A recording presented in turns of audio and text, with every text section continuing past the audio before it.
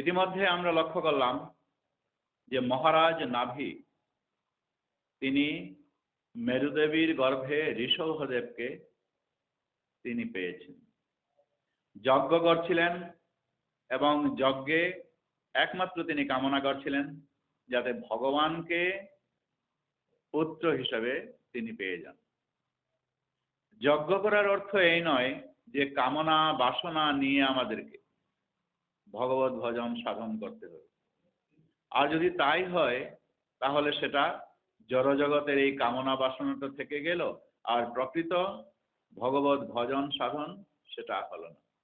কিন্তু ভগবানের এমনই করুণা যে এই কামনা নিয়ে যখন মহারাজ নাভি ওই যজ্ঞের মধ্যে ভগবানকেই চাইছেন, আর যারা প্রকৃত ব্রাহ্মণগণ ঋত্বিকগণ যারা এই যজ্ঞ করছিলেন তারা একে তো মন্ত্রশুদ্ধ আর আরেকদিকে তারা পবিত্র। পবিত্র হওয়ায়, মন্ত্রশুদ্ধ হওয়ায় এবং ভগবানকে যথাবিধি তারা আরাধনা করার মাধ্যমে যজ্ঞ সেখানে সম্পূর্ণ হয়ে গিয়েছিল এবং ভগবান সেখানে আবির্ভূত হয়েছিলেন। তাদের উদ্দেশ্যে বলছিলেন, হে মহর্ষিগণ, আপনাদের স্তবে আমি প্রসন্ন হয়েছি এবং আপনারা সকলেই সত্যবাদ। ভগবান শ্রীহরি যজ্ঞের মধ্যে আবির্ভূত হয়ে ঋত্বিকগণকে এই কথা বলছেন। তাদের উদ্দেশ্যে বলছেন যে আপনারা প্রার্থনা করছেন যে মহারাজ নাভির যেন আমার মতো পুত্র হয়, কিন্তু আমি যেহেতু অদ্বিতীয় পুরুষ এবং কেউই আমার সমতুল্য নয়, তাই আমার মতো আর কাউকে পাওয়া সম্ভব নয়। যাই হোক, যেহেতু আপনারা যোগ্য ব্রাহ্মণ, তাই আপনাদের বচন এবং আপনাদের প্রার্থনা সেটা মিথ্যা হওয়ার নয়। আর সেই ব্রাহ্মণোচিত গুণাবলী সম্মানিত ব্রাহ্মণদের আমি আমার মুখ বলে মনে করি। গীতায় সেই কথাটা আছে, ব্রাহ্মণ্যস্য মুখমাসিত বাহু রাজন্যবর্গ, যে ভগবানের এই দেহটাকে এটাকে ভাগ করা হয়েছে, মুখটাকে এটা ব্রাহ্মণ বলে কল্পনা করা হয়েছে এবং বাহু রাজন্যবর্গ, এই যে হাতটা এটা ক্ষত্রিয়, ব্রাহ্মণ ক্ষত্রিয়, এবং এই দেহ এবং নিচ অংশ সেটা বৈশ্য শূদ্র এইভাবে। তো তিনি এখানে বলছেন যে যেহেতু আপনারা আমারই মুখ, গতিকে আপনাদের সেই শুদ্ধ আরাধনা দিয়ে আপনারা আমাকে চাইছেন এবং আমার যখন আর দ্বিতীয় কেউ নেই, অদ্বিতীয় আমি, তাই তো আমাকে বাধ্য হয়ে এই নাভির ঔরসে আর মেরুদেবীর গর্ভে আমাকে জন্ম নিতে হবে। এই কারণেই তিনি তখন সেখান থেকে অন্তর্হিত হয়ে গেলেন এবং যথাক্রমে নাভির পুত্র ঋষভদেব হয়ে তিনি জন্মগ্রহণ করেছিলেন। এই ঋষভদেব মেরুদেবীর সঙ্গে বসবাস করতে করতে শতপুত্র লাভ করেছিলেন এবং তাদের রাজত্বকালে পৃথিবী সর্বতোভাবে সুখী ছিল। কেন সুখী থাকবে না? স্বয়ং ভগবান এখানে রাজা হিসেবে উপস্থিত হয়েছেন। তাই তো মহারাজ নাভির পুত্ররূপে ঋষভদেব যখন আবির্ভূত হলেন, তখন মানুষ তাকে সেই সময়কার সব চাইতে মহান এবং সব চাইতে সুন্দর পুরুষ এই বলে তাকে দর্শন করতে যেত। শুকদেব গোস্বামী এইবার পরীক্ষিত মহারাজকে বলছেন, নাভির পুত্ররূপে ভগবান যখন জন্মগ্রহণ করলেন, তখন ভগবানের যে চরণ, সেই চরণের নিজ দিকে ভগবানের চরণ পাতায় ধ্বজ, বজ্র, অঙ্কুশ এইগুলা তার দেখা যাচ্ছিল। অর্থাৎ ভগবানের চরণতলে, শ্রীমতী রাধারানীর চরণতলে এইগুলা চিহ্নগুলা আছে। তো স্বয়ং ভগবান যখন, তখন তার ধ্বজ, বজ্র, অঙ্কুশ আদি, শঙ্খ আদি যেগুলা চিহ্ন ওই তার এখানে লক্ষ্য করছিলেন।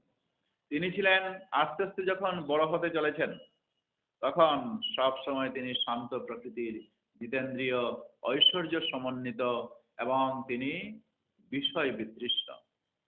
একে তো রাজার ছেলে, এই রাজার ছেলের যে ঐশ্বর্য আছে, এগুলো যেমন আর তার কোনো প্রয়োজনই নেই, এরকম তিনি বিতৃষ্ণা দেখাচ্ছেন।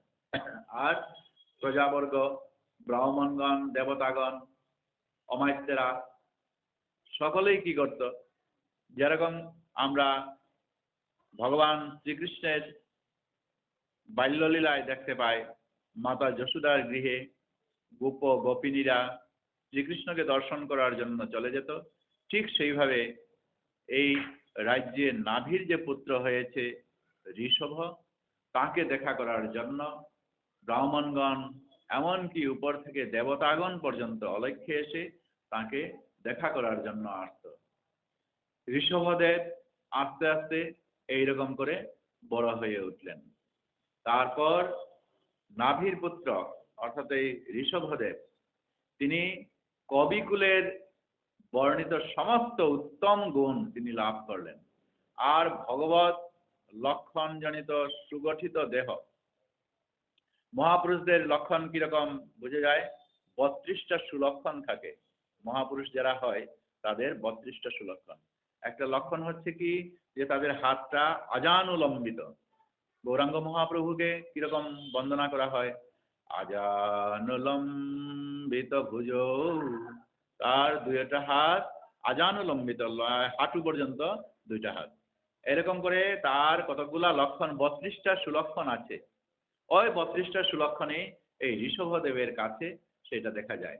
তার সুগঠিত দেহ, তেজ, বীর্য, সৌন্দর্য, কীর্তি, প্রভাব এবং উৎসাহ, এই সমস্ত সুলক্ষণ তার দেহে দেখা যাচ্ছে। আর এই কারণেই পিতা এই সব গুণ, পিতা মানে মহারাজ নাভি, এই পুত্র ঋষভের এই সমস্ত গুণ দেখে তাকে ঋষভ নামে ওই নামটা নামকরণ তিনি করিয়ে দিয়েছিলেন। ঋষভ হলো সকল গুণের অধিকারী, সেই সমস্ত দিব্য গুণাবলী তার কাছে ছিল। তিনি ছিলেন অত্যন্ত প্রভাবশালী এবং জিতেন্দ্রীয়, তার ফলে তার নামকরণ হয়েছিল ঋষভ, যা ইঙ্গিত করে যে তিনি হচ্ছেন পরম শ্রেষ্ঠ পুরুষ, মহান পুরুষ। অত্যন্ত ঐশ্বর্যশালী দেবরাজ ইন্দ্র মহারাজ ঋষভদেবের প্রতি এখন ঈর্ষাপরায়ণ হয়ে উঠলেন, যে সে একজন মানুষ, এই যে মানুষ, তার তো দেবগুণ সম্পন্ন যে দেখা যাচ্ছে, দেবগুণ সম্পন্ন যদি হয় তাহলে তো কেবল অধিষ্ঠান্ত ওই স্বর্গরাজ্যেই, অমরাপুরীতেই থাকা দরকার। আর এখানে তার মনুষ্য সমাগমে, মর্তধামে তার কি প্রয়োজন? এই কারণে তিনি মনে মনে হিংসা করছিলেন।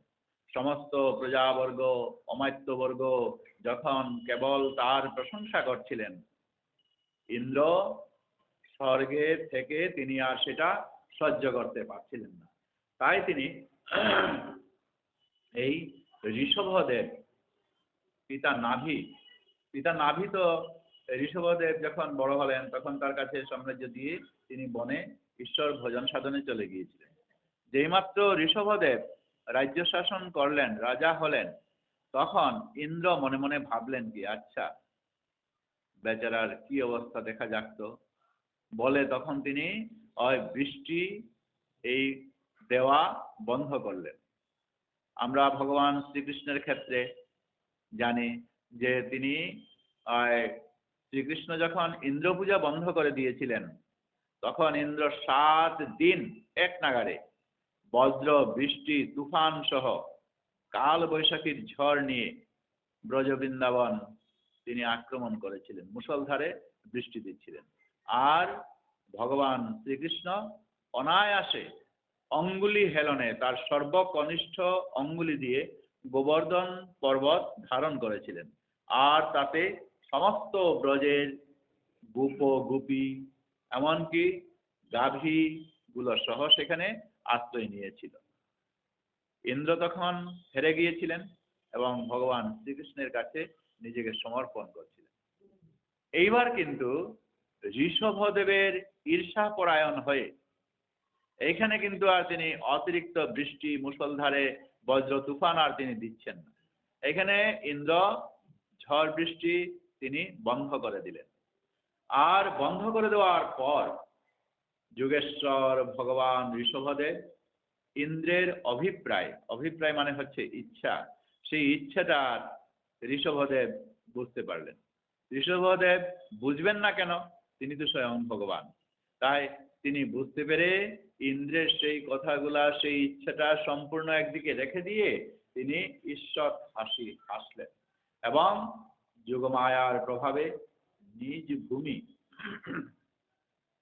অজনাভ মণ্ডলকে বৃষ্টির দ্বারা সর্বতভাবে সিঞ্চিত করে দিলেন। একেবারে তিনি ভিজিয়ে সেখানে রেখে দিয়েছেন। তো মহারাজ নাভি এইভাবে যখন শ্রেষ্ঠ পুত্র লাভ করেছিলেন, তখন পরমেশ্বর ভগবান বলে তো তাকে চিনতে পেরেছিলেন এবং গভীর স্নেহে লালন পালন করে, একটু আগে আমরা বললাম যে মহারাজ নাভি ঋষভদেবের কাছে রাজকর্মচারী আর নাগরিকদেরকে ডেকে তখন প্রজা পালন করার জন্য বৈদিক ধর্ম অনুসারে এই পুত্রের জনপ্রিয়তা দেখে সারা পৃথিবীর সম্রাট রূপে অভিষিক্ত করেছিলেন। নাভি, তার পত্নীর নাম ছিল মেরুদেবী।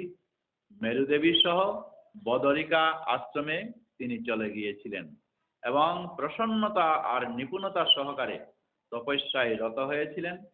তিনি সমাধি যুগে সেখানে ভগবানের ধ্যান ধারণা করছিলেন এবং শ্রীকৃষ্ণের অংশ ভগবান নরনারায়ণের আরাধনা করেছিলেন। তার ফলে যথাসময়ে নাভি বৈকুণ্ঠ ধামে তিনি পৌঁছতে পেরেছিলেন।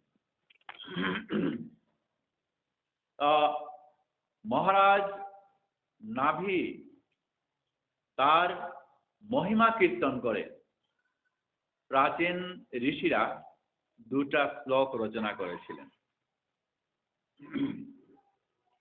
একটা হচ্ছে মহারাজ নাভির মতো সাফল্য কে অর্জন করতে পারে, তার মতো কার্যকলাপ কে করতে পারে, তার ভক্তির বশে আকৃষ্ট হয়ে ভগবান তার পুত্রত্ব বরণ করেছিলেন। যারা প্রাচীন ঋষিরা ছিলেন তারা চিন্তা করছিলেন যে তিনি নাভি স্বয়ং ভগবানকে ডাকছিলেন, আর ভগবানকে এমন ভাবে তিনি ডাকছিলেন যে ভগবান তোমাকে আমার পুত্র হয়ে জন্ম নিতে হবে। আর তিনি এমন ভাবে মন প্রাণ সন্নিবিষ্ট করে ভগবানকে ডাকছিলেন, ভগবান তখন বাধ্য হয়েছিলেন। এমনকি ভগবান নিজের অংশ থেকে সেখানে জন্মগ্রহণ করেছিলেন। ভগবান নিজেই বলছিলেন যে আমার মতো তো আর অদ্বিতীয় নাই কেউ, গতিকে আমাকেই সেখানে অংশ হিসেবে সেখানে জন্মগ্রহণ করতে হবে। তো ঋষিরা তখন অত্যন্ত আনন্দ হয়ে গিয়েছিল। এই কারণে ওই মহারাজ ঋষভদেবের অর্থাৎ পিতা নাভি সম্পর্কে তারা বলছিল যে এই পুত্র যদি চাইতে হয় তো পুত্রের জন্যই তো আমাদের পরজীবন আমাদের অতিবাহিত হয়। তাই পুত্রকে কামনা করা হয় স্বয়ং ভগবানকে যেন আমি পাই বলে মহারাজ নাভি। তো তার কার্যকলাপ এবং তার ভক্তি তাহলে দেখা যায় কতটুকু তুলনা করা যায় কার সঙ্গে? আর অতুল্য, কোনো কিছুতেই আমরা তুলনা করতে পারি না। আর দ্বিতীয় কি, তারা দুটা শ্লোক রচনা করেছিলেন। তো দ্বিতীয় শ্লোকটা কি? ব্রহ্মণ অন্ন পুত নাভের বিপ্রা মঙ্গল পূজিতা यश बर्हिषि यज्ञेशं দর্শয়াম অসুর যশা। দ্বিতীয় শ্লোকে বলছেন মহারাজ নাভির থেকে ব্রাহ্মণদের শ্রেষ্ঠ পূজক ভক্ত আর কে আছে? ব্রাহ্মণদের শ্রেষ্ঠ পূজক, ব্রাহ্মণরাই তো পূজা করেন ভগবানের, কিন্তু সেই ভগবানের পূজা অনবরত অবিরত কে করে থাকেন? ব্রাহ্মণরা। এই কারণেই ভগবানের যখন আরাধনা করা হয়, মন্ত্র উচ্চারণ করা হয়, তখন ভগবানের সেই মন্ত্রে কিরকম আছে? নমো ব্রহ্মণ্য দেবায় গো ব্রহ্মণ্য হিতায় চ জগৎ হিতায় কৃষ্ণায় গোবিন্দায় নমো নমঃ। নমো ব্রহ্মণ্য দেবায়, ব্রাহ্মণ দিগকে তিনি পালন করেন, ব্রাহ্মণ দিগকে তিনি মানেন। এবং গো ব্রহ্মণ্য, গো গাভীদেরকে তিনি মানেন। ভগবান দুই প্রজাতিকে তিনি মেনে নিয়েছেন, একটা হলো গো প্রজাতি আর এক হলো ব্রাহ্মণ। এই দুইকে তিনি মেনে থাকেন। তাই ব্রাহ্মণদেরকে পূজা করছেন কে? স্বয়ং ভগবান। কারণ তিনি যোগ্য ব্রাহ্মণদের পূজা করে তাদের পূর্ণরূপে সন্তুষ্ট করেছিলেন। এবং সেই ব্রাহ্মণেরা তখন ব্রহ্মণোচিত তেজের দ্বারা মহারাজ নাভির সমক্ষে পরমেশ্বর ভগবানকে তারা, ব্রাহ্মণরা যে যজ্ঞ করছিল তারা এমনভাবে সাত্বিক ছিল যে ভগবানকে তারা আহ্বান করছিল এবং ভগবানকে ডেকে ভগবানকে তারা আদেশ করছিলেন, চাইছিলেন যে তোমার মতো পুত্র নাভির হোক, এরকম করে। তো যজ্ঞ অনুষ্ঠানকারী ব্রাহ্মণরা সেদিনকার দিনে সাধারণ ব্রাহ্মণ ছিলেন না, তারা এতই শক্তিশালী ছিলেন যে তারা তাদের প্রার্থনার দ্বারা ভগবানকে নিয়ে আসতে সক্ষম হয়েছিলেন। তাই মহারাজ নাভি প্রত্যক্ষভাবে ভগবানকে দর্শন করতে পেরেছিলেন। ভগবান তো স্বয়ং সেই যজ্ঞস্থলে এসেছিলেন, তাই নাভি মহারাজ ভগবানকে দর্শন করেছিলেন। সেই সঙ্গে পুরোহিত যারা, ঋত্বিক যারা ছিল তারাও দর্শন করেছিল। এই যে ভগবানকে আহ্বান করা, ভগবানকে ডাকলে পরে ভগবানের অশরীরই হয়তো একটা কিছু আমরা অনুভূতি লাভ করতে পারি। ভগবানের হয়তো স্বপ্নে দেওয়া কিছু আমরা দেখতে পারি। এবং যদি ভগবানকে ডাকার মতো যদি ডাকা যায়, তাহলে যখন আমরা শুয়ে পড়ি তখন কখনো কখনো মাঝরাতে অন্ধকারে স্বপ্ন তো দেখবেনই, সেই কতকগুলো লক্ষণ আর কি।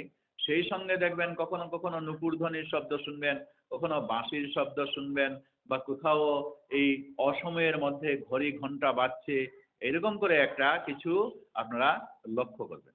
কিন্তু ভগবানকে দর্শন সেটা কখনো হয় না।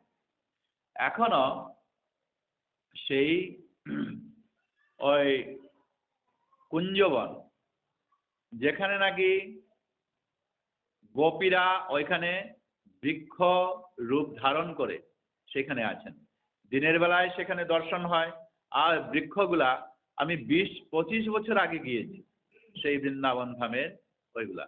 তো তখন ওইখানে যেরকম ছিল, 20-25 বছর পরেও, এই করোনা হওয়ার আগে আগে আমি গিয়েছিলাম, সেইখানেও তখনও সেই অবস্থায়। আর মাঝখানে তো গেলামই, সবসময় একই অবস্থায় সেই বৃক্ষগুলা। এগুলা না উঁচু না নিম্ন, আর যেভাবে আছে ওইভাবেই অবিকল এইগুলা আছে। যারা বৃন্দাবনে গিয়েছেন হয়তো তারাও নিশ্চয়ই দর্শন করেছেন। নন্দদাত উদয় গেছেন এখানে, হ্যাঁ ওইখানে দেখতেন গাছগুলা ওইভাবে আছে। কিন্তু ওইখানে একটা বৈশিষ্ট্য, ওইখানে আমাদের এইখানে একজন লোক, ওই সুগার মিল যখন চালু ছিল তখন সেখানে চাকরি করেছেন। তিনি সেখানে গিয়ে বৃন্দাবনে একটা ঘর তৈরি করেছেন, আমরা ওইখানে থাকি। উপরে উঠে তখন আমি ওইদিকে তাকাচ্ছিলাম, তখন ধরেন রাত্র 9:30-10টা। তিনি চট করে উঠে আমাকে নিচে নামিয়ে এলেন, বলেন ওইদিকে দেখা উচিত নয়। এরপরে বললাম কি? তো বললো এখানে বেশি সময় থাকা উচিত নয়, তোমাকে নিচে এসে সেই গল্পটা বলি। তো তিনি আমাকে নিচে নিয়ে আসলেন। আসার পর গল্প করছেন যে এখনো সেই বৃন্দাবনে কুঞ্জবনে এই যে গাছগাছালি যেগুলা দেখা যাচ্ছে, নম্র হয়ে যেগুলা জন্ম হয়েছে, সেগুলা গোপীরূপ ধারণ করে। এবং তারা ওই নিত্য রাসলীলায় তারা যেরকম অংশগ্রহণ করত, সেই রকম তারা গোপী হয়ে তখন সেখানে নৃত্য আরাধনা করে। আর কোনো ভাগ্যবান সেগুলা শুনতে পায়। আর যদি কারো দৃষ্টি যদি সেখানে পড়ে, কেউ যদি দেখে থাকে, তাহলে তো ভগবানের দিব্য মূর্তি যদি কেউ দেখে, তাহলে সে আর এখানে বাঁচবে না, সেইখানে মারা যাবে। পরবর্তীতে একটা ঘটনা শুনলাম যে এইভাবে একটা কলেজের ছেলে সেখানে গিয়েছিল। সেখানে ঢোকার পর সমস্ত দর্শনের পর সবাইকে তখন এখান থেকে বের করে দেওয়া হয়। ওইখানে প্রহরায় যারা থাকে, প্রহরীরা, তারা তখন টর্চ দিয়ে খুঁজেন, কেউ আছো, থাকলে বেরিয়ে যাও, এরকম করে তারা বের করে দেন। কিন্তু একটা ছেলে, আজকালকার ছেলেরা তো কিছু নাস্তিক থাকে এবং বিজ্ঞান টিজ্ঞান পড়ে, তারা এগুলো বিশ্বাস করে না। সে ভাবলো আচ্ছা দেখি না কি ব্যাপারটা। বলে একটা জায়গায় লুকিয়েছিল, আর রাত্র অন্ধকারে ওইখানে একটা ছোট মন্দিরের মতো আছে, ওইখানে ওই সিঁদুর, এরপরে মেয়েদের ওই যে বালা, হ্যাঁ, শাখা টাখা, এগুলা ওইখানে রাখা হয়। এরপরে সকালে উঠে দেখা যায় এগুলা ছিত্রিয়ে বিত্রিয়ে আছে, সিঁদুর টিঁদুর গুলা এদিকে সেদিকে ছড়িয়ে পড়ে। আর ওই ছেলেটা ওইখানে ছিল, ওই মন্দিরের মতো জায়গায় সবসময় কীর্তন করা হয়, সেখানে দেখা যায় যখন দরজা খোলা হলো, ওইখানে মানুষ প্রবেশ করা শুরু করলো, পরে দেখা যায় ওই ছেলেটা ওইখানে লম্বা হয়ে ভক্তি দিয়ে মারা গেছে আর কি। তো ভগবানের এই দর্শনটা যখন যে পাবে, দিব্য দর্শনটা, তখন এই স্বাভাবিক চর্মচক্ষু দিয়ে তার দর্শন হবে না, দিব্য চক্ষু দিয়ে দর্শন হবে। একদিকে তার ভালোই হলো, কিন্তু মনুষ্য জনম তার এইভাবে চলে গেল। হ্যাঁ, এই কারণেই এখন করা প্রায়, এখন তো গেট দিয়ে সেগুলো আছে, এরপরে যারা প্রবেশ করে একদম খুব ভালোভাবে তারা টর্চ দিয়ে এগুলা দর্শন করে তাদেরকে ওই বের করে দিয়ে থাকে আর কি। এখন এইরকম করে আর কি তারা বের করে। তো ওই কথাটাই বলছেন যে মহারাজ নাভি প্রত্যক্ষভাবে ভগবানকে তিনি দর্শন করেছিলেন। কেন দর্শন করেছিলেন? কারণ তার যে গুরুজন ছিল, অর্থাৎ ব্রাহ্মণরা ছিল, ব্রাহ্মণরা এত সাত্ত্বিক ছিল, প্রকৃত বৈষ্ণব তারা ছিল। প্রকৃত বৈষ্ণবরা যদি ভগবানকে ডেকে থাকেন, তাহলে ভগবান অবশ্যই সেই বৈষ্ণবদের কৃপা করার জন্য তিনি বাধ্য এসে থাকেন ওইসব ভক্তদেরকে দর্শনের জন্য। এই কারণেই তো তিনি বলছেন অহং ভক্ত পরাধীন ইয়স্য তন্ত্র এব দ্বিজ। ভগবানের একটা নরম জায়গা আছে, সেটা হলো ভক্তের অধীন ভগবান। ভগবান ওই ভক্তের কাছে তিনি পরাজিত হয়ে থাকেন। তাই ভগবান এখানে বৈষ্ণবরা, অর্থাৎ সেই ব্রাহ্মণরা এত সাত্ত্বিক ছিল, এত সুন্দরভাবে তারা বেদ ও মন্ত্র উচ্চারণ করে ভগবানকে আহ্বান করেছিল, ভগবান আর সেখানে থাকতে পারলেন না, তিনি এখানে এসেছিলেন। তো এই কারণেই বলছেন যে আমাদের সাধনা, ধ্যান, ধারণা যেগুলা হয়, এগুলা আমাদের ধীরে ধীরে স্বীকৃতিতে এসে যায়। আর যদি কোনো কারণে, আমরা তো সংসারে আছি, এইগুলা কোনো কারণে যদি পাপগ্রস্ত এবং কোনো কোনো সময় বাধ্য হয়েও আমাদেরকে অধঃপতন হতে হয়, তো এইগুলার জন্য আমাদেরকে আর কোনো চিন্তা করতে হয় না।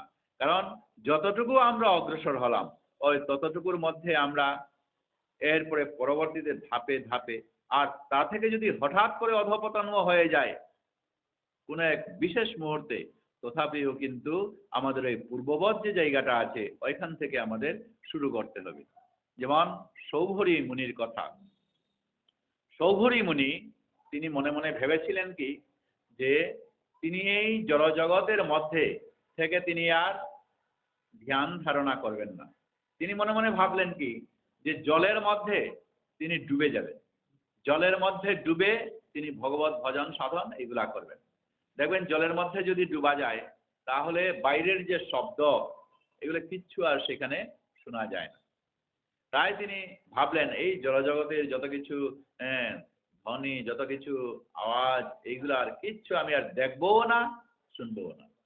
এরকম কিন্তু প্রাণায়াম আছে, কেউ কেউ এমন প্রাণায়াম করতে পারেন যে জলের উপরে তিনি বসে থাকতে পারেন, জলের উপরে তিনি ডুবে যাবেন, আর শ্বাসও তার চলতে থাকবে। আমাদের অঞ্চলে একটা ঘটনা আমি শুনেছি, তিনি পাতা, একটা কলা পাতা উপরে দিয়ে তিনি জলের মধ্যে ডুবে গিয়েছিলেন, আর অনবরত ঘন্টাখানেক শ্বাস তিনি এখানে গ্রহণ, এটা এইগুলা হচ্ছে প্রাণায়াম। প্রাণায়াম দিয়ে এগুলা পারা যায়। তো সেই সমস্ত তো যোগী ঋষিরাই করে থাকেন।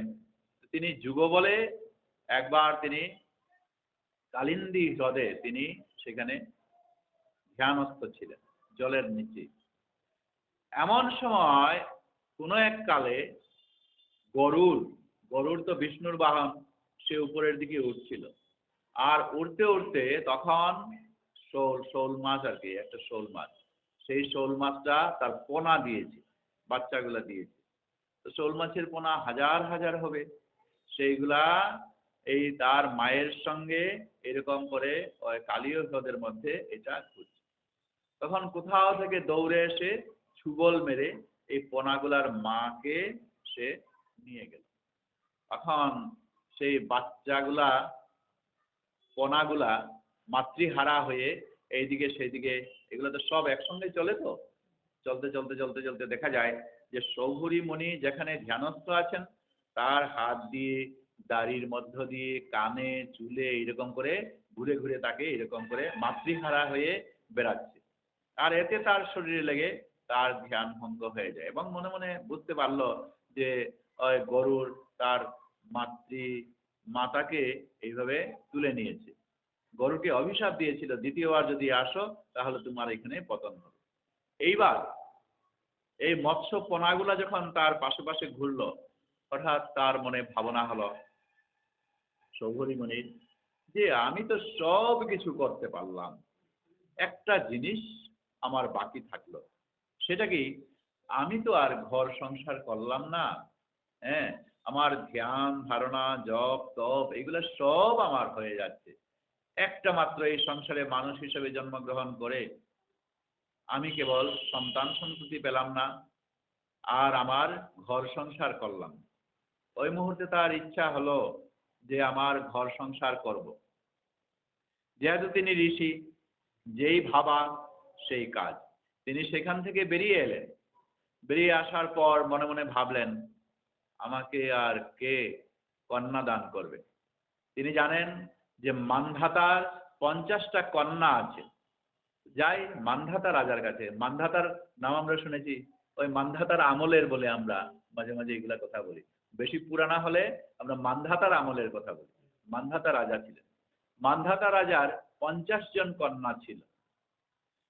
আর সৌভরী মুনি সোজা মান্ধাতার রাজসভায় গিয়ে প্রবেশ করলেন।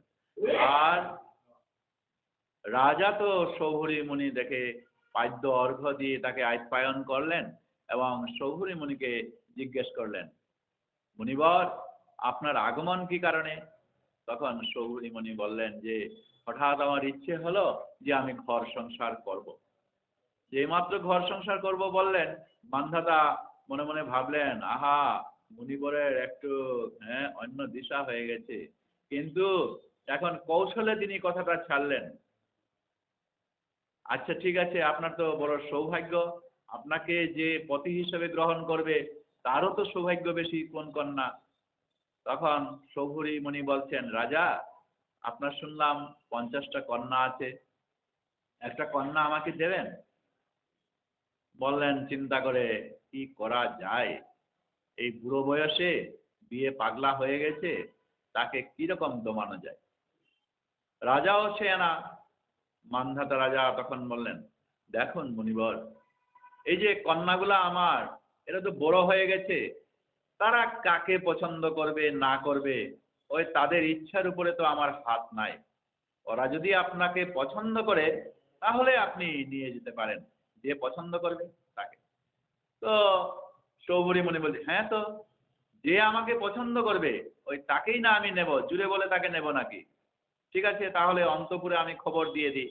কন্যারা তখন সাজলেন, আর তিনি যুগবলে এমন যৌবন রূপ ধারণ করলেন, আর যেই কন্যাগুলার অন্তপুরে তিনি প্রবেশ করছেন তার এই রূপ লাবণ্য দেখে কন্যাগণ তখন একে অন্যের সঙ্গে ঝগড়া লাগিয়ে দিয়েছে। ছোটজন বলছে বড়জনকে, দিদি তুমি তো আমাকে ভালোবাসো, এই ভালোবাসা যে আমি ওই ওনাকে আমি গ্রহণ করব স্বামী রূপে। দিদি বলছে, আরে ধাত, তুমি আমার ছোট, তুমি বাদ দাও, আগে বড়জনের কথা আগে মানতে হয়, তো আমি ওনাকে গ্রহণ করি। আর বাকিরা এসে বলছে, দিদি তোমরাই এই বর সাব্যস্ত করলে আর আমরা পরে থাকলাম, আমরা গ্রহণ করব ওকে। ওই তাদের মধ্যে এরকম দ্বন্দ্ব। তো তখন যৌবন রূপবান সেই সৌভরী মুনি বললেন, আপনারা আমাকে পছন্দ করেছেন সবাই? হ্যাঁ, আমরা সবাই পছন্দ করেছি। তাহলে সবাই আমার স্ত্রী হতে পারবেন? তারা চট করে রাজি হয়ে গেল।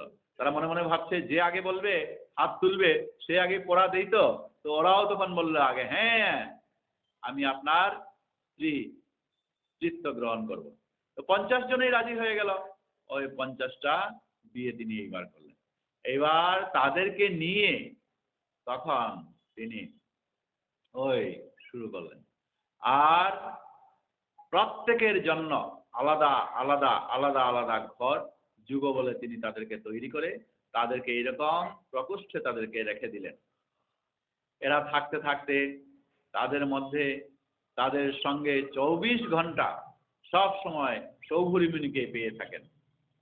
বাপের বাড়িতে যেরকম আদর আপ্যায়ন এবং যেরকম সুখ সুবিধা পেয়েছে, এতে তার থেকে শত শত গুণ তারা এখানে পাচ্ছে।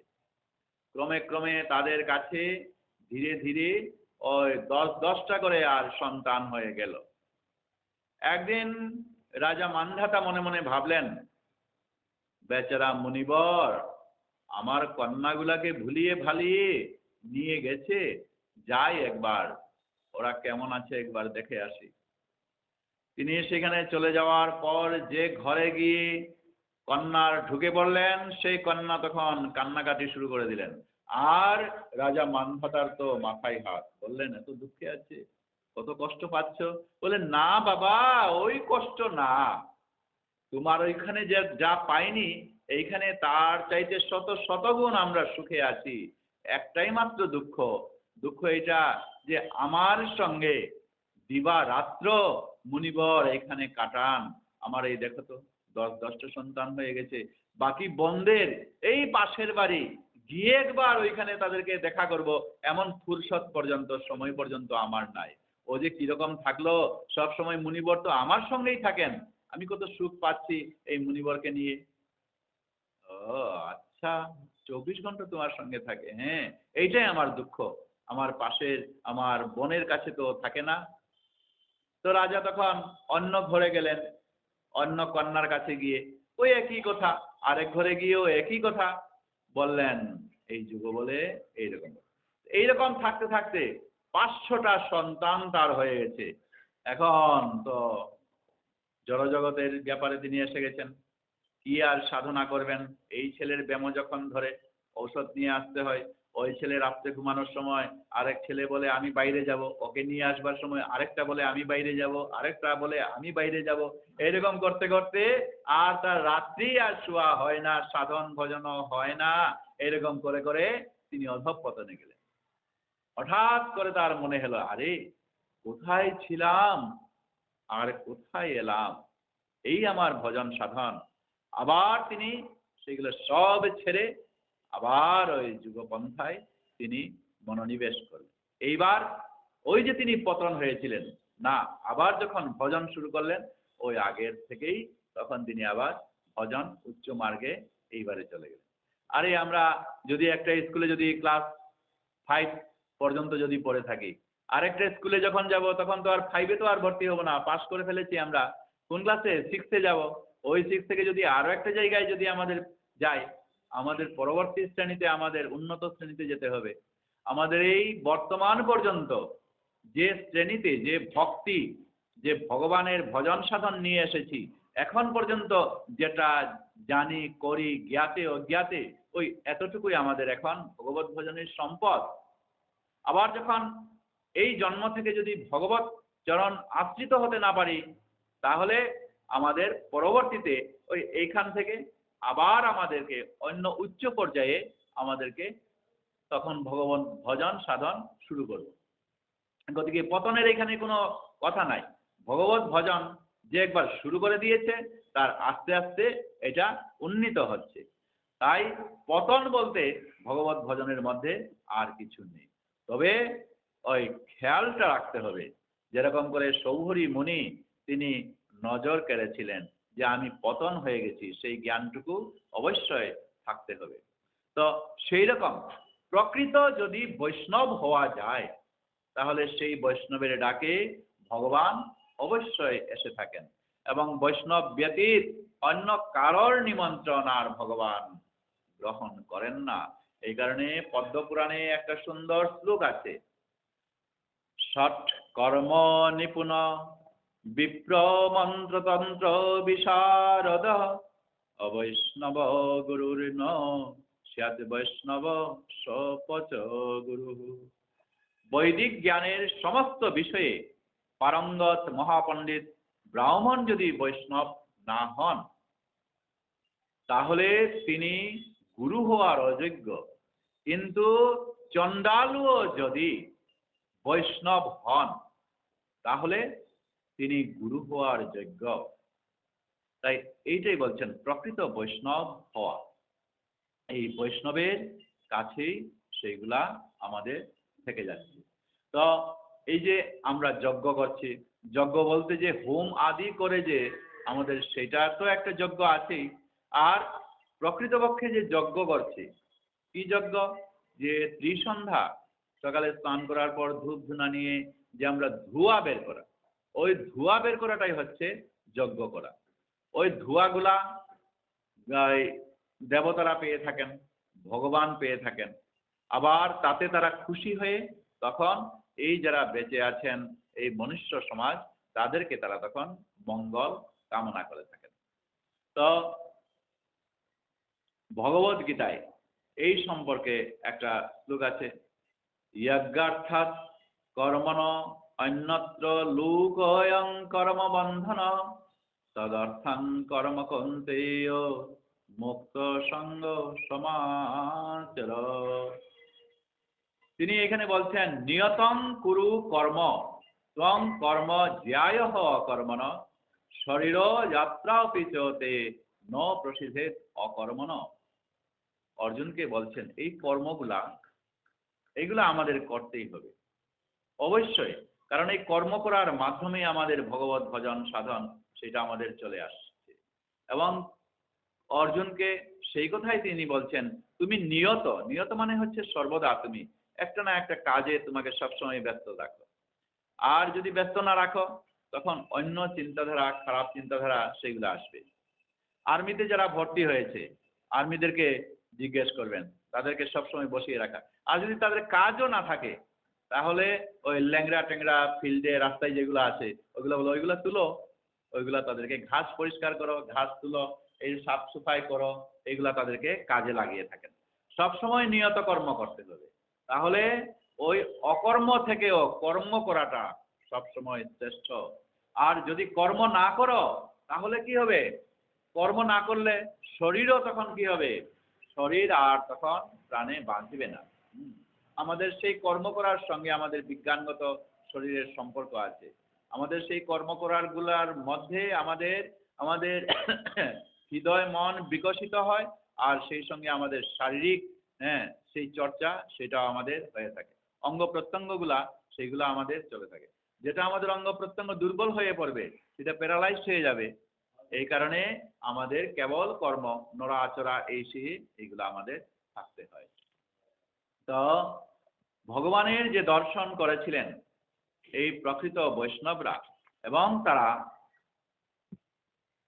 ওই মহারাজ নাভিকেও তারা দর্শন দিতে পেরেছিলেন। এই নাভির পুত্র ঋষভ, তিনি 100 পুত্র জন্মদান করেন। আর ঋষভ তার রাজ্যকে, পিতা তো চলে গেলেন, পিতা সেই রাজ্যভার ঋষভদেবকে দিলেন।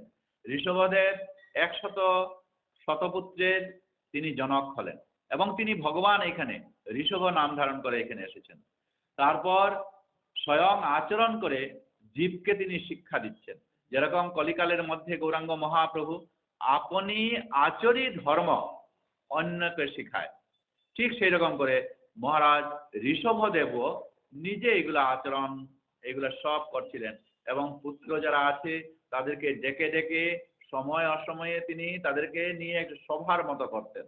সভা করে সেইখানে তিনি এই ভগবত ভজন, এই প্রকৃত সংসার ধর্মে থেকে কিভাবে ভগবত ভজন সাধন করতে হয় এটার মতো তিনি একটা শ্রেণীকক্ষের মতো, বিদ্যালয়ে যেরকম শিক্ষক ছাত্রদেরকে নিয়ে তিনি সেখানে শিক্ষা দেন, সমস্ত পুত্র শতপুত্রদেরকে ডেকে তিনি সেখানে সভার মতো ক্লাসরুমের মতো সেখানে করতেন, আর তাদেরকে এরকম শিক্ষাগুলা তিনি দিতেন। তিনি ব্রহ্মচর্য পালন করার শিক্ষা দিতেন, এবং গার্হস্থ্য ধর্মে থাকার সেই কর্তব্য কর্মগুলা কি করতে হয় সেগুলাও তিনি সেখানে শিক্ষা দিতেন। তারপর তিনি নিজেই কি করলেন, যখন ব্রহ্মচর্যের সময়ে তিনি ব্রহ্মচর্য পালন করেছিলেন এবং সেখানে গুরুগৃহে গিয়ে সেই শিক্ষা তিনি গ্রহণ করেছিলেন। তারপর যথেষ্ট পরিমাণে গুরুকে গুরুদক্ষিণা দিয়ে গার্হস্থ্য ধর্ম তিনি গ্রহণ করলেন। গার্হস্থ্য ধর্ম গ্রহণ করে তখন জয়ন্তী, জয়ন্তী হলো তার স্ত্রীর নাম, জয়ন্তীকে গ্রহণ করে তিনি তখন এই শতপুত্রকে পেয়েছিলেন। তার পত্নী জয়ন্তী দেবরাজ ইন্দ্রই তাকে দিয়েছিলেন। আর ঋষভদেব জয়ন্তী শ্রুতি এবং স্মৃতিশাস্ত্রের দ্বারা নির্দিষ্ট অনুষ্ঠান পালন করে গার্হস্থ্য ধর্ম তখন তিনি পালন করছিলেন। এই ঋষভদেব শতপুত্রের মধ্যে ছিলেন ভরত শ্রেষ্ঠ। এই শ্রেষ্ঠ গুণসম্পন্ন ভরত, 100 জন তার ছেলে, সেই তাদের মধ্যে বড় ছিলেন ভরত। ওই ভরতকে একটা মহান ভগবত ভক্ত রূপে তিনি বাছাই করলেন।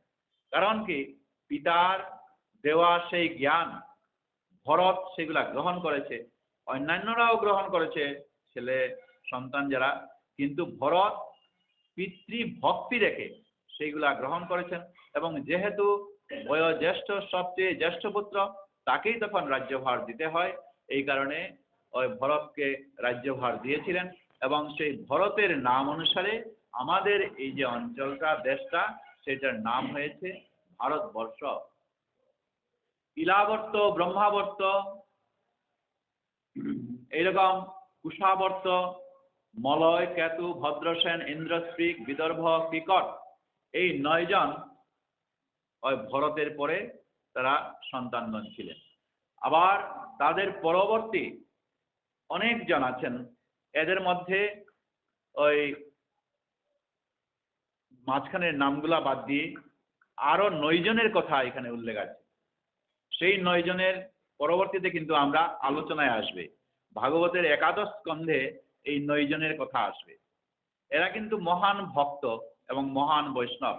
তারা হলেন কবি, হবি, অন্তরিক্ষ, প্রবুদ্ধ, পিপ্পলায়ন, অবিরত্র, দ্রুমিল, চমস ও করভাজন। 9 জন। এই 9 জন হলেন মহাভাগবত। তারা ছিলেন এই শ্রীমৎ ভাগবত যে মহাপুরাণ, যেটা আমরা পাঠ করছি, এই পাঠ যে হচ্ছে সেটা তারা প্রচারক হিসেবে, পরবর্তীতে তারা প্রচারক হিসেবে পরিচিত ছিলেন। পরমেশ্বর ভগবান বাসুদেবের প্রতি সুদৃঢ় ভক্তির জন্য তারা মহিমান্বিত। এদের কথাগুলা আমাদের পরে আসবে। তো যাক, এইভাবে যখন ঋষভদেব পুত্রদেরকে নিয়ে বসলেন, আর পুত্রদেরকে তখন তিনি এই আচরণ, গার্হস্থ্য ধর্মে থেকে থেকে কি করতে হয় না করতে হয় সেগুলা তিনি আলাপ আলোচনা করছেন। বর্ণাশ্রম ধর্ম, বর্ণাশ্রম কি? ব্রহ্মচর্য, গার্হস্থ্য, বানপ্রস্থ, সন্ন্যাস। ব্রহ্মচর্য, যত সময় পর্যন্ত আমাদের শিক্ষা লাভের এই কচি বয়স, তখন আমাদের বিদ্যা শিক্ষা করতে হয়। গার্হস্থ্য, তারপর উপযুক্তভাবে শিক্ষা গ্রহণ করে আমাদের এই গার্হস্থ্য ধর্ম পালন করতে হয়, পুত্র সন্তান আদি জন্মগ্রহণ দিতে হয়।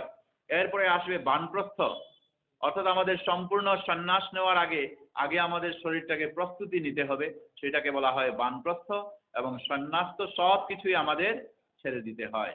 এইগুলা নিয়ে তিনি আধ্যাত্মিক উন্নতি সাধন, এই শতপুত্রকে নিয়ে তিনি এইগুলা বুঝাচ্ছিলেন। এই মানব সমাজের উদ্দেশ্য হচ্ছে তিনি শতপুত্রদেরকে শিক্ষা দিচ্ছেন, আধ্যাত্মিক শিক্ষা, আধ্যাত্মিক জ্ঞানের উন্নতি সাধন করা, যাতে মানুষ জন্ম, মৃত্যু, জরা, ব্যাধি এইগুলা থেকে তারা পরিত্রাণ পেতে পারে, মুক্ত হতে পারে। আর যাতে মায়ার বন্ধন থেকে আমরা মুক্ত হতে পারি, সেই শিক্ষাই তিনি দিচ্ছিলেন।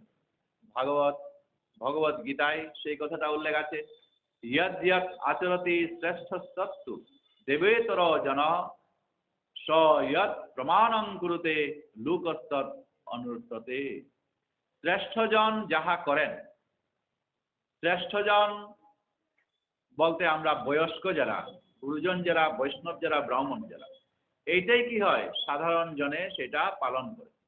পিতা যদি কোনো কিছু ভাবনা করেন, আর আমাদের মনে করেন এখানে একটা সিদ্ধান্ত নিতে হবে, তো বয়োজ্যেষ্ঠ যিনি যেটা ধারণা করবেন সেটাতে আমরা পরবর্তী যারা আছি তারা সম্মতি দিব।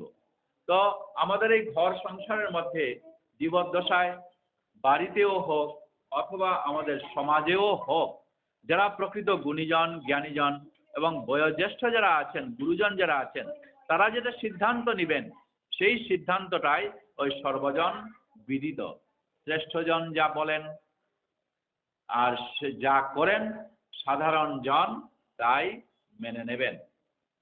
এগুলা তিনি আস্তে আস্তে শিক্ষা দিচ্ছেন। এবং ন মে পার্থ অস্তি কর্তব্যং ত্রিষু লোকেষু কিঞ্চন নান ব্যাপ্তং অব্যাপ্তব্যং বর্ত এব চ কর্মণি। ভগবান গীতায় বলছেন, হে পার্থ অর্জুন, ত্রিলোকে আমার করণীয় কিছু নাই। স্বয়ং ভগবান বলছেন, ভগবান তো ইচ্ছে করলে এই করো সেই করো অঙ্গুলি হেলনে সেইগুলা করতে পারতেন, কিন্তু তিনি কি করেন, ত্রিভুবনে আমার না পাওয়ারও কিছু নাই। ভগবান কিছু না করলে তিনি খাবেন না যাবেন না এমন কোনো কথা নয়। এই তবু আমি কর্ম করে চলছি, কারণ ভগবান স্বয়ং কাজ করে কর্ম করে সেগুলা তিনি দেখিয়ে দিচ্ছেন। হে অর্জুন, আমি কেবল অনলস আলস্যতা বর্জন করে কেবল আমি কর্ম করছি। যদি আমি তা না করতাম তাহলে কি হতো, যে এই সাধারণ মানুষগণ তারা ভগবানও কাজ করেন নাই, বয়োজ্যেষ্ঠরা তারাও ভাববেন আমরাও করার দরকার নেই, ওই তারা তাদেরকে আদেশ দিবেন। তো এইরকম গীতার যে উপদেশগুলা ওই অবিকল ঋষভদেব পুত্রদেরকে সেই রকম তিনি বলছেন। এরপর বলছেন, আমি যদি কর্ম না করি তবে এই সকল ব্যক্তি তখন উচ্ছন্ন যাবে আর বর্ণসংকরের কারক হব এবং সকল ব্যক্তি আমার দোষেই বিনষ্ট হয়ে যাবে। বর্ণসংকর জিনিসটা কি, যে সাধারণ ওই বর্ণসংকরের কথা আছে, কুলক্ষয়ে প্রণশ্যন্তি কুল ধর্মা সনাতনা ধর্মে নষ্টে কুলং কৃষ্ণম ধর্মভিভবচ্যুত। অর্জুন যখন যুদ্ধ করতে যাচ্ছিলেন তখন তিনি ভাবছিলেন যে সমস্তকেই তো আমি মেরে ফেলবো, তখন বংশে আর কেউ থাকবে না। আর যারা পরবর্তী যারা নারীগণ আছেন তারা তো কাদেরকে বিয়ে করবে, বংশ নাশ হয়ে গেছে, তখন অন্য বংশের অন্য জাতির লোকদেরকে তারা বিয়ে করবে। আর যদি তা করে তাহলে তারা পিতৃলোকের উদ্দেশ্যে পিতৃতর্পণ পিতৃপিণ্ড দেবে না। তাই পিতৃলোক আমাদের আগে যারা মারা গেছে তারা উদ্ধার হবে না, তাই বর্ণসংকর সৃষ্টি হবে। আমাদের ধর্ম নষ্ট হলো, সনাতন ধর্ম, আর এই বর্ণসংকর হয়ে গেল, আমার কেবল পাপের উপর পাপ, আমি আর যুদ্ধ করব না, এই বলে তিনি ভগবানকে শুনিয়েছিলেন। ওই কথাটাই তিনি এখানে বলছেন, বর্ণসংকরের কারক হব। ভগবানও নিজে বলছেন যে যদি এইরকম করে অনলস যদি আমি থাকি, আমাকে দর্শন করিয়ে করিয়ে লোকজন জনসাধারণ কাজ করবে না আর এইভাবেই বসে থাকবে আর কাজ করবে না, এই কারণে নিয়ত কর্ম, কেবল কাজ আমাদের করতে হবে, কিন্তু সেই কাজগুলা ভগবত উদ্দেশ্যে আমাদেরকে দিতে হবে। ইয়ৎ করোসি ইয়দস্নাসি যজ্জোসি দদাসি যৎ, যা আমি খাবো, যা আমি কাজ করব, যা উৎসব আদি সমস্ত কিছুই এগুলা ভগবানের উদ্দেশ্যে নিবেদন করতে হবে। তিনি ওই ভাগবতের সেই কথাগুলাই শুনিয়ে পুত্র যারা আছে তাদেরকে একসঙ্গে ডেকে ঋষভদেব গার্হস্থ্য ধর্মে সেই উপদেশগুলাই তিনি দিচ্ছিলেন। যাক, আজকে আমাদের মোটামুটি ভাগবত পাঠের সময়ও শেষ হয়ে গেছে। আমাদের আজকের ঋষভদেবের যে চরিত্র কথা, পুত্রদেরকে নিয়ে তিনি যে ভগবত জ্ঞান তিনি দিচ্ছিলেন, সেইটুকু আজকে সামান্য মাত্র আলোচনা করে আজকের দিনের ভাগবত পাঠের বিশ্রাম আমরা এখানে দিচ্ছি। ওম যদাক্ষরং পরিভ্রষ্টং মাত্রাহীনং চ যদ্ভবেৎ পূর্ণং ভবতু তৎসর্বং তৎসর্বেষাং সর্বেশ্বর নাম সংকীর্তনয়স্য সর্বপাপপ্রণাশনং প্রণামো দুঃখশমনস্तं নমামি শ্রীহরিপদম। ওম যদাক্ষরং পরিভ্রষ্টং মাত্রাহীনং চ যদ্ভবেৎ পূর্ণং ভবতু তৎসর্বং তৎসর্বেষাং সর্বেশ্বর। হরে কৃষ্ণ কৃষ্ণ কৃষ্ণ হরে হরে, হরে রাম রাম রাম হরে হরে। ওম তৎসৎ।